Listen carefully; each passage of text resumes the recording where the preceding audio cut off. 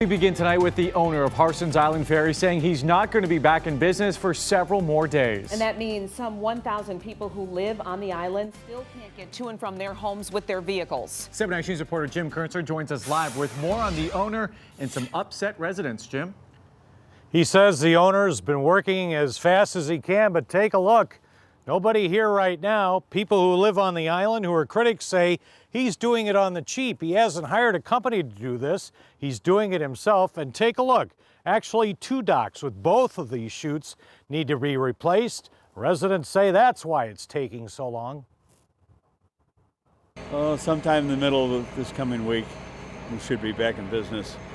So after Monday, Tuesday? Yeah, somewhere in there. He's running the crane himself. Some of his neighbors are also out here helping him put in the footings that will support a new dock. Take a look at the afternoon rush hour. Students coming home from school, people coming home from work. They wait for the small boat or the big vehicle ferry, which he's running for people during the rush hour. It's been like being held hostage. I mean, we're grateful. We have 4 trips across and we have this little boat, but it doesn't start till 8 in the morning. A lot of us have to be at work at 8 o'clock. You know what? I guess it's all part of living on the island, right? You got to put up with some things. Back to the owner, he's raising his rates as of January 1, $2 for a round trip, $10 to $12. $1 would be okay. $2 probably is a little extreme, but you know, again, it's part of living here. Taking some heat over this. I take heat over everything. And he tells us the dock collapsed because they are old, not because it was rammed by the ferry on Wednesday.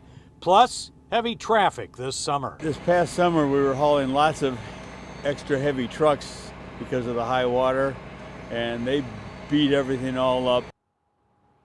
Now, just as we're coming on the air, we heard from Clay Township and St. Clair County officials that they're going to have police and fire out here working overnight to try to get this done by noon tomorrow. Take a look. I'm standing on a piece of steel right now that could be a ramp that goes to the ferry. You can see the small boat coming in right now, bringing some people over from the island.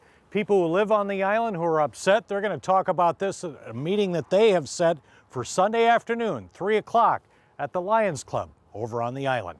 In St. Clair County, Jim Kurtzler, 7 Action News. Sure, residents are anxious. Thank you so much, Jim.